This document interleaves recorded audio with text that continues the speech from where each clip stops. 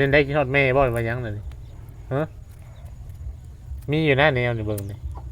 หาถามไปถามมาก็ใช่ยังบ่จ๊ะโอ้มีแนวบ่อยู่วันใดบ่มีอย่ามันอย่าให้ บ่ได้ให้แล้วบ่กันเฮ็ดหัวกว่ามันคันบักอันนี้บ่สิญาณนี่โหยเช็ดคนจอดรถนั่นเด้ข้างๆห้องน้ำเพิ่นกำลังแกะพวกอะไรนะบ่ฮู้ไม่รุ่นนี่บ่ไว้เฒ่านี่แหละ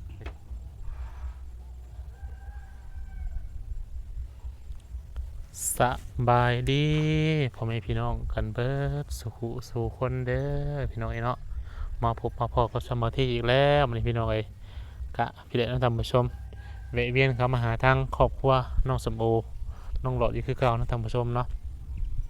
พอดีบางที่กะบ่ได้ลงคลิปก็ถือลายมือแล้วพี่น้องวันนี้ก็เลยมาลงช่องใหม่นะพี่น้องเนาะอาจจะได้กระฝากให้พี่น้องไปกดติดตามช่องใหม่บางที่เด้อพี่น้องเพราะว่าช่องเก่าเกิดปัญหาท่านผู้ชมโดยก็เลยสิแวะเวียนเข้ามาเยี่ยมมายามมาก่อนพี่น้องเนาะปิดถึงได้ต่อล็อกไว้ข้างในลิเนาะเพิ่นมาต้อนรับเลยดอกไม้เพิ่น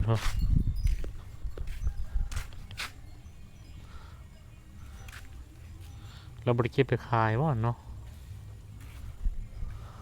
ดอกไม้เฮืองเต็มเนาะไปไหนเด้มีสมอลมีแท้เนาะ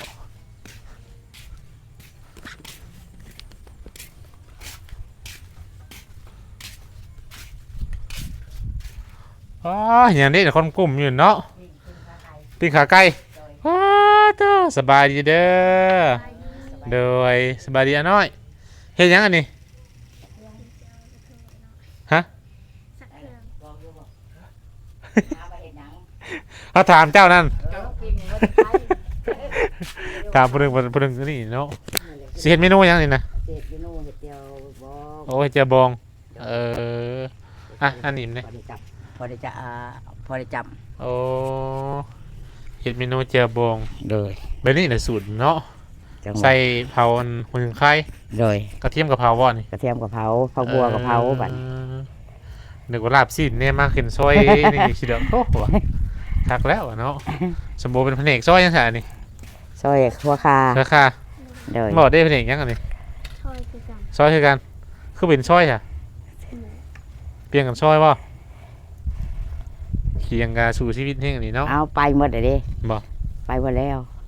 พันแล้วก็เรียดฮะจะโดนเลยดิพันกระดูกบ่มันหลายปีได้4-5 ปีเลยวันนี้4-5 ปีที่มาใส่เนี่ยก็2 ปีปลายเลยดิเคียงใดน้ำพวกอันทะแขกดิโอ้เห็ดน้ำพวกตะแขกโดยเขาก็บ่เคยเห็นว่าเห็ดเผานั่นนี่เราเป็นสูตรไปสูตรมันบ่ปิ้งและคือกันแล้วปิ้งแล้วก็ปิ้งใบขี้หูดปิ้งใบขี้หูดใบมะนาวใบขี้หูดแล้วก็อันนี้แล้วก็หัวคาติดคายน้ำบ่อนี่นะบ่นะเห็ดจับนี่นะเห็ดมากินแบบนี้ดิแม่นพอได้มาเลยคือพิษเป็นบ่พิษยังไม่ได้มาบ่ยังไม่ได้มาแล้วไปลักซิบหมดแล้วคือเห็นว่าไปอยู่เมืองเก่าบ่ว่าสั้นแล้วฟังเบิ้งคนว่าไปจากทิศนึงจากที่มาว่าสั้นโอ้ว่าชีนเอาข้าวบัวไม่เป็นปูไปอยู่ช่ำมันเนาะไปอยู่ช่ำภายได้เสียคนพักคนมีมันเนาะจักแล้วลูกเจ้าจะหดจะบ่อแล้วลูกเจ้าก็ได้เห็นวุ่นอยู่เหมือนกันแต่ภาพมันลินบ่วุ่นอยู่เป็นนี่แหละมีแต่เก่งวัยรุ่นเนาะแม่นบางคำก็ขึ้นมาเปิดเพลงฟ้อนนั่นนะบ่มีเพลงมีแต่ชัวเยโยนีนะหน่อยไปว่าลูกเพิ่นบ่ได้ได้เพิ่นหายได้โดยบ่จะเย็นละหายบ่นั่นแหละเพิ่นหายได้เพิ่นเห็นในคลิปหายได้ทั้งหายทั้งด่าพร้อมแล้วยันเนาะบ่ยังให้หมู่ด่าเด้เนาะเรื่องไฟเรื่องมันเพิ่นว่าไปนั่นดิเพิ่นบอกอยากสิว่าไปว่าไปเฮ็ดหยังหาเงินจุดทานบ่ยังแล้วจักน้ำเพิ่นนะเห็นในคลิปสลาดอกเห็นเราไปถ่ายเพิ่นเพียงแต่บอกคือซึมเศร้าแท้บ่นี่ฮะอย่าให้บ่ได้ให้แล้วเอาจังหวัดมาเอาจังหวัดมาให้ให้จังหวัดยังไงโย่จังใจนางโอ้โอ้บอกโอ้คือว่าปากเอาไว้แต่กูบ่อ่านยังติดน้ำมันแล้วว่าคือมอมแม่มแท้น้องหลอดเดี๋ยวนี้หน้าหมาดคนงามเลย คือว่าได อาบเล่นกายพระแพร่ก็บ่หก เป็นบ้าแล้วรักษาเจ้าของนั่น นั่น แห แห ละ ละหมอจะได้เลละเทศไปเลาะขยะอะไรแบบนี้ คือบ่ คน คือ บ่ บ่ รั แม่น กษา บ่เก่าสิดอก นั่นแหละลิ้นก็เก่ง อืม ลิ้นเตะบ้านบ่ลิ้นบี้บ่มาสืบเบิ่งสภาพ แม่มาแล้วน้องหลอด ใช้แต่มือไปพอ เมื่อมื้อไปไส ว่าจังได๋ก็ถามจะวิทย์ว่าได้ก็ เอาว่าคือมอมแม่มแท้ว่าน้องหลอด เออ ว่าคือแบบบ่สดบ่ใสแท้เป็นจังได๋กินฮอดแม่บ่หรือว่าหยังนั่นนี่ฮะมีอยู่นะแนวนี่เบิ่งนี่ถามไปถามมาก็สิไหนยังบ่จ๊ะ บ่โอมีแนวบ่หรือว่าอันใดบ่มีอย่าว่าอย่าให้ บ่ได้หายแล้วเพราะกันเห็นหัวพวกมัน เออ คันบักอันนี้บ่สิญาณนี่โหยเช็ด มานี่นะ มันสิญาณแน่นี่ถ้าพวกนี้ได้สิเช็ด เออ คนจอดรถนั่นเด็กข้างๆห้องน้ำเพิ่นกำลังแกะ พวกอะไรนะ บ่ฮู้โอ้ ไม่รุ่นนี่บ่ ไว้เท่านี่แหละ ไม่เท่าเขาสิเข้ามาได้ดิ ได้แล้วเขาแกะตารางเนาะในตารางงานเฮาก็พากันเข่งไป ไปป้าบ่ได้เลยดิ แม่นแล้วก็ตัดกกใหม่ออกแล้วเฮาตายไผ่ตั้งแต่งงแต่ตัวนี้ว่าสิปินดอกมาจักหน่อยนะ อืม มันมาจากสีโพดดอกไผ่เอาเร็วแล้วก็ใต้ไผ่เดี๋ยวยางมาเบิ้งบัดนี้มาเป็นหยังคือเฮาทั้งย่านนะเบิ่งเพิ่นแม่นเพิ่น เห็นได้ใช่ไห พ ม วมใบายขึ้นรถ กลางคืนบ่ แม่น ประมาณจังโมงนะ ประมาณโมง11โมงนี่แหละ โอ้ดึกแท้ เลิกนั่นแหละเขาแน่ มันจอดนี่เลย คนเล่นอยู่ทาง เออมันยังจะได้ยินเลยเจ้าออกมาช่อง จะลูกมาเบิ่งแล้วมาเฮาเขายังขยอนใส่ เห็นเพิ่นข้างในมันบ่ โอ้เห็นคักแม่เลย คนตอบว่าได้ซะ บ่ได้ตอบแล้ว บ่ได้ตอบ บอกขนาดแล้วโอ้ยตื่นได้ตัวเองเขาว่าใช่แหละ เออ มันก็กลายไปกลายมาอยู่มันเห็นอันนี้แหละ อืม บุญแต่เท่านั้นเอาไก่ละเมือกันอยู่ว่า อืม เขามันเข้ามาถึงนี่ก็เป็นไก่ตัวเองเซ็ต เพราะฉะนั้นเราสิว่าจะเอาไปขายดิ นั่นแหละก็จังว่าบ่แม่นว่าบ่ยังให้พากันว่าเนาะยาก มัน เขาเห็นหลายๆเลยเอาหลาย เออ เวียนหลายคันเขาเห็นหลายกับอันนี้ตื่นมื้อเช้ามาจวกพี่ตัว เขาว่าไก่หลายอยู่นะ เขาละแนมมาเลยเนาะ เขาแนมมาก็เห็นบัดนี้สิเอาพอทงอันนี้แอมไปพอดีบางตาเขาขี่รถไปนะ เออ ใจที่คะแนนตานางตัวนั้นก็จะออกนอกพุทมันแกะเข่าได้บ่แม่นมันสินั่นเสียมันก็เหยียบขึ้น ระมัดระวังแน่ นั่นแหละ นอนคำคืนดุกออกมาเขาน้ำของใน นั่นแหละ คอนหมอ แต่ หั ว่าว นาง นี่แล้ว เนี่ยนะพอดีนางโอลูกมาแล้วยังแล้วเลยนางโอลูกมาเงี้ยวบัดคืนนี้ลองที่เพจเด้อโอ้ อืม มันไปทางผมมันก็ดนเติมมันจะได้ขับรถกลับคืน อืม มันแบบนี้ได้เปิด อืม แต่ซ้ำได้บุซ้ำจีโต แต่การบ้านพนสิมคือบ่ได้มีโจรมีนั่นเนาะสนิทเขาว่าได้เขาว่าบ้านนี้เข่งคัดแท้ป่ะ เข่ง มัน ขัด ก็มีกันนั่นแหละเนาะ นั่นแหละ บ้านใดกันเนาะ แม่นนะพวกบริหารเด้ มัน พวก พันธงบ่ได้ดอกว่าสิมีโจรหรือ แม่ บ่ น มีบ้านใดมันก็มีอยู่ของบ้านนั่นแหละแต่ว่าไผสิมาบอกว่าเป็นโจรเนาะ แม่น อืม แต่ขอไก่อยู่ทหารมันก็เจาะตารางได้เขามันไก่เด้ เออ นี่นางปูเป็ดแล้ววะนะ ฮะ ปูเป็ดแล้วตัวนะ มีแต่ผู้สาว แม่น ผู้เพชร ปูเป็ดห้องมัน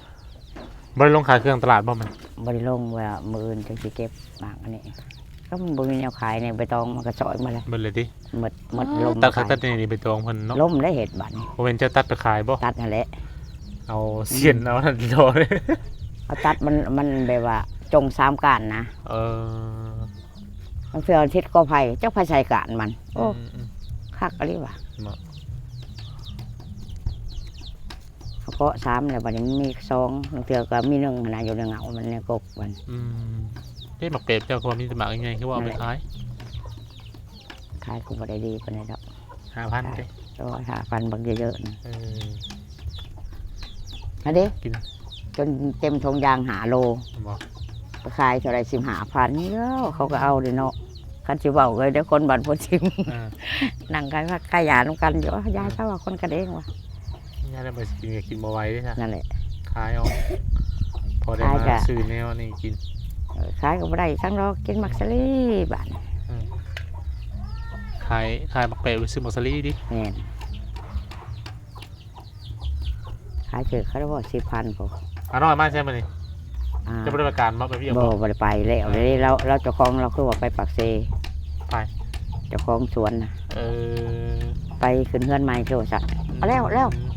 เป็นยัง คือว่าราชการเห็นตู่ใช่ปะ บริษัทแล้วพังเบิ้งนั่นแหละ ละมาเลยดิ แม่นไกลแล้วก็เอาไปพุ่นละบัดโอ้ยมีแห้งเด้ว่ะ ฮะปลูกมุ้ยแม่ ปลูกมะม่วง จะ ยัง ปลูกเป็นมาจัง ยังไม่ได้ปลูก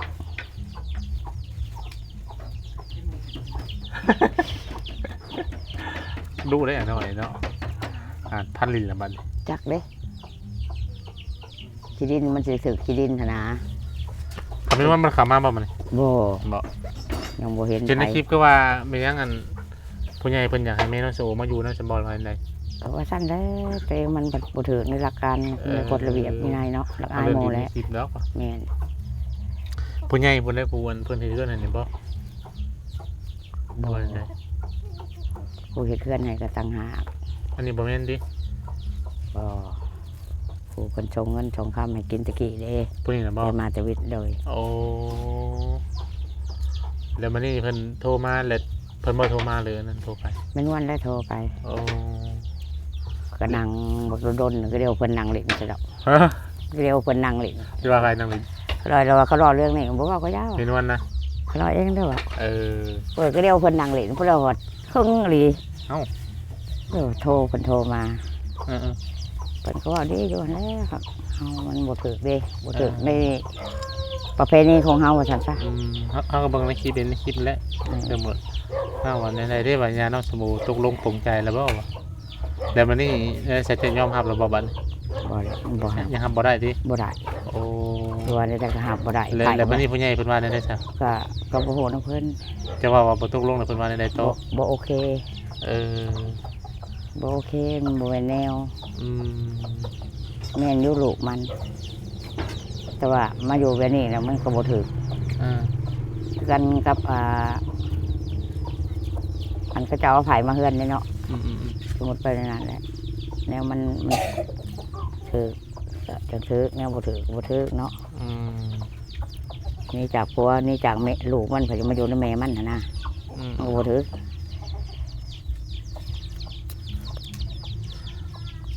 โทรมาหากันกับลูกเพิ่นน่ะแม่ขึ้นฮอดเด้อ บ่ ลูกเพิ่นคือบ่ตอบในคลิปในโทรศัพท์ว่าตอนลำบากคือบ่ขึ้นฮอด คือเห็นน้องสบู่ให้บ่เมื่อวาน ให้ก็ว่ามันสิหายสิเราบอกว่าจัดได้ให้ซ้ำมาไปนึกไปไกลโอ้ยว่ะ คือว่าเอาเงินเจ้าหา10,000น่ะบ่ บ่นะ แม่นจ้ะ บ่ คือว่าเฮาเบิ่งคลิปบ่จบบ่ซะขอแบ่งกันเด้อว่าเงินหา10,000 โอ้ยเว้าซื่อ เออ ๆเว้าซื่อ บ่เป็นเงินอันนั้นบ่เงินอันว่าอันเพิ่นฝากมานํแม่นวลมานั่นบ่ ๆบ่ได้ เอาว่าเงิน200,000แม่นบ่ บ่นะยังบ่ทันได้ถามเล็กน้อยยังว่ายังบ่ทันได้คือเขาตัวบ่ บ่ได้บ่ซะคือว่าเห็นหมอบนั่นแหละ บ่นะหมอบให้ไผล่ะ เฮ้ยแม่นบ่วะสลาบ่ เสาหลาก็มอบให้ในเพิ่นพูด คือว่าเห็นในคลิปสลาคือว่าเอาเด้อว่าแม่จะฝากเงินมาให้ว่ะ หือ คนละเซนว่าซี่แหละ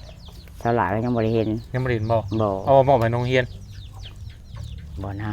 หรือว่าโอ้บ่ได้บอกย่าบ่ซะ เขามอบอยู่โรงเรียนบ่ฮะตัวยาบ่ได้ได้ยิดหีได้ เดี๋ยวหีเหี่ยวจะบ่น้ำเกลือก็เหี่ยว ฮะ เดี๋ยวก็เหี่ยว เดี๋ยวเสือยานอนก็ยังถือเนาะ เห็น กันอ้ายอะไรจะเหี่ยวจะบ่นบ่ได้เหี่ยวก็ดีแล้ว ประหยัดใช้อันใดเพิ่นให้แล้วก็ได้กลับมาเพิ่นเอาให้ บ่ยังบ่เห็น อืม ประหยัดใช้ได้ลูกสาวก็โอ้ประหยัดก็ยังปูนไปฝากธนาคารบ่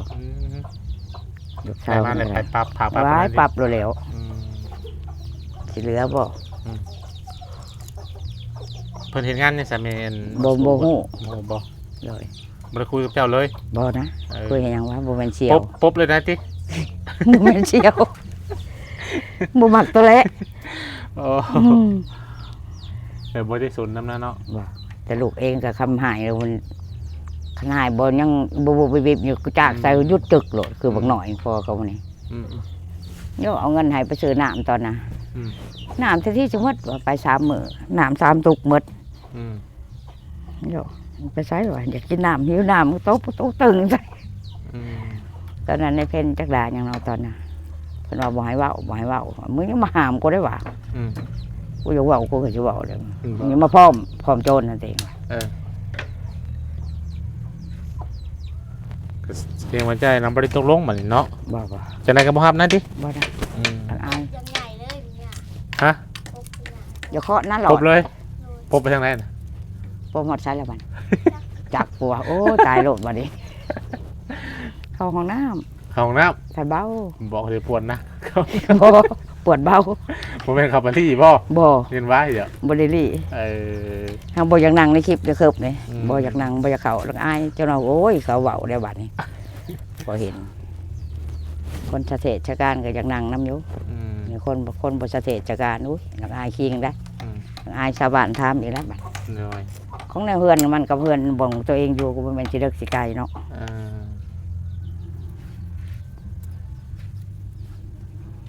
ชุกแล้วปะจ๊ะ ยังจักหน่อย ที่ยืนมันใหม่เห็นบ่ ไม่ก็ มัน บ่ จะหอม แม่น ดิ แม่น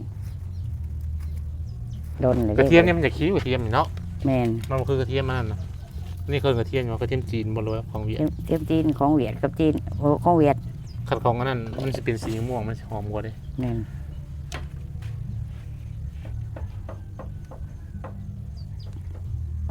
วันยังมันนี่ ตอบได้บ่ เสา วันเสาร์บ่เออ เราเพราะว่าญาตอบก่อน โอ้ย ได้ยังกินแรงอันนี้เลยติ บ่แล้วบ่ทันแล้วเด้อตอนยังผักบัว เออ ไม่ใช่เสื้อตัว ซื้อทุกบัวอีก แม่นปีนไว้ เห็นไว้กินนะนี่ติยังบ่ โดย มีบ่ โอ้ยปัดบ่มีก็จำ เออ เห็นบ่เห็นบ่ในคลิปปีนให้พอเตียงซีม เออสบายนะ ยิงเพชรยิงซีมยิงคุย บ่เสะบัดเลยดิ ตำอยู่ตรงพุงตะกี้ เป็นแม่ค้าเก่าบ่เจ้าน่ะ ฮะ จะเป็นแม่ค้าเก่าบ่ อันเห็นสูตรเขาเจ้าเฮ็ดเลยเฮ็ดน้ำ เอออย่าว่าอันตะกี้เป็นแม่ค้าแม่ยัง เป็นอยู่ แม่ค้า ตะกี้นะเฮ็ดตำหกบะฮงแล้วขายตะกี้ โอ้อย่างพ่อแหละ แล้วก็ขายคงกินชุกแล้วก็เลาะขาย เออย ามเที่ยง บ เด้ ริ นะ หารบ่ บ่แล้ว มีแต่ เฮ็ด เลาะ เลาะขาย อืม คันกายเขาเจ้ากินข้าวแล้วก็บ่ได้ขายวัน อืม เฮ็ดชุดหนึงก็มันบ่ได้ขายก็ไปนั่งขายอยู่สโมสรก็ได้ขาย โดย คันมีรถเองสบายไปขาย เออ คำแล้วก็มา ครับ ขาย เป็ พวก บ่ กินแรง แล้วครับเป็น มัน ประจำ สิเป็นนั่นแหละเนาะเขามีแต่แม่โอซาบ่เป็นยังเป็นเด้ บ่ ว่าลมหัวแตกเห็นไหม โยมันบ่แตกนะ เพลงแล้ว บ่แต แต่ ก ก็ เด้อ นี่ดิคือบนนี่บ้านนี่จ้ะล็อกไปเลยจะปีนสบายอันนี้ จอเฮ็ดตาขี่ของโมนี่ขี่ได้ แต่ว่าครับบ่ได้บ่ครับบ่เฮ็ด ขี่ บ่จับ งู ดี ขี่เป็นดิ แม่นผิดพลาด อะไร มา ครับเองนะเป็นบอก โย บ่เป็นก็สิอันเสียงมันเลยติ โยเสียงเลยจะเดินเอา น้องโลดได้รถถีบยังขี่บ่เป็นยังเอาสู้ๆเพิ่นว่า ก็ยังเป็นดิ โอ้ยสัตว์ลุย ลิฟต์เมฆเลยว่างั้นนะเออเพิ่นว่าได้ ไว้ ยันบ่ได้รถเพิ่นว่ากันขี่บ่เป็นเลยจะเอาคืนเพิ่นว่าเนี่ยสู้ๆมา บา ว่าง คนเขาอันเช่นขี่รถจักรนี่ล่มจนเคียงเนาเคียงนมบ่ได้บางคน เอ้าเจอเฮียนรถถีบไปยังมุน มั มันสินก็ยังขาดเท่านะเฮียนรถถีบชีวิต แต่เฮา เอาเด้อ ขี่ยัง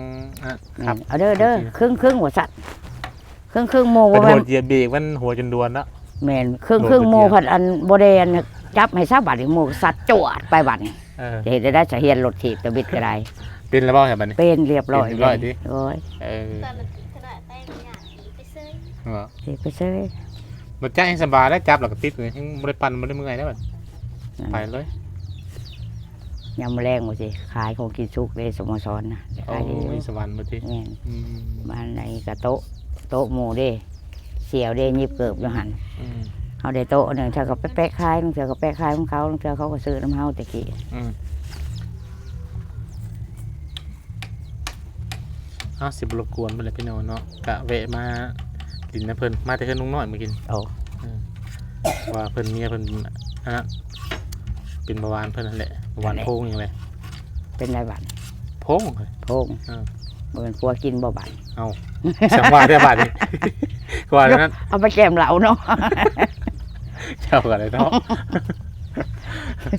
เอาไปเกมเหล้า เอาไปแกมเหลาอย่าบ่เวียนแกมเด้ เออว่าจนน่าตกใจเลยเนาะโอ้โหกินบ่วะ กับอัน บางหันก็ว่าเมียไปบ่ได้ไปเลยเห็นเมียอย่างโอ้ยจะแม่นจะเว้าคักแต่เนาะ อืม ปานนั้นว่าเมียไปบ่ได้เว้าใส่หายให้ตายแต่เมีย อืมเอาเมียออกมาหากินบ่ติ นั่นแหละ เอาเมียออกมาออย FC จ้ะ แม่นตัววางหันน่ะดิ อืมแล้วก็หันอยู่ป่าหมู่อะ หันเท่าแต่ว่าตีนเรานี่ มันก็ หัน บาดเพเขามันเนาะ แม่น นั่นแหละหน้าตาแล้วก็เซาะใส่อยู่ดิ ต่อใส่เกี่ยงอยู่ได้แล้วก็ได้ เอากลับคนเด้อบัดนี้เด้อ โดย เอาบ่หมูกล้วย หอยเอาเลยเนาะ บ่อย่าว่าอย่ามีอยู่ อืม อย่าว่ามีอยู่เหี่ยวบ่มีบ่ บ่มีแล้ว เออ ยังกล้วยห่อข้าวต้มก็ยังหั่นดิ อืม จังบ่ได้สิถอก มาแต่เฮือนน้องๆกินนี่แล้วซื้อกล้วยซอยเพิ่น โอ้ เอาอีบ่กล้วยผู้บ่าว โอ้ยเอาอยู่เขาก็ยังบ่ได้ขอดิ อย่าว่าของผู้บ่าวแล้วอยากได้จ้ะ บ่ผู้บ่าวพวกเขาบ่เอาแล้วคะแนนเอาผู้บ่าวไปนะบ่เอาแล้ว เด้อเว้ย เต้นลิกอกลิเกมาใส่บ่ได้บ่ได้เสียเปรียบเรียบหน้าละอาย เด้อเว้ยมาซะบัดนี้ขอไม้คืนเลย เลย มาปลดไม้เลยเดี๋ยวให้น้องๆเปล่าๆน้ำเฮาก่อน เลย เอามาไว้บ่มกินเนาะหน่อยเนาะมียังคือเสียงดังอ้าอยู่มุมเชิงบ่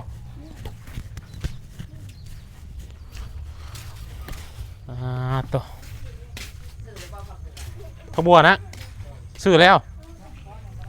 เขาไปไหนมามื้อหน้าก่อนเจ้ามื้อใดแหละลืมเลย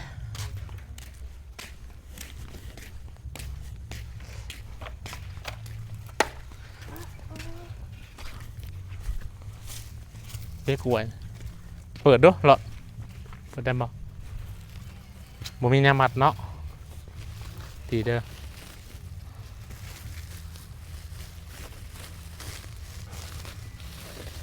จับ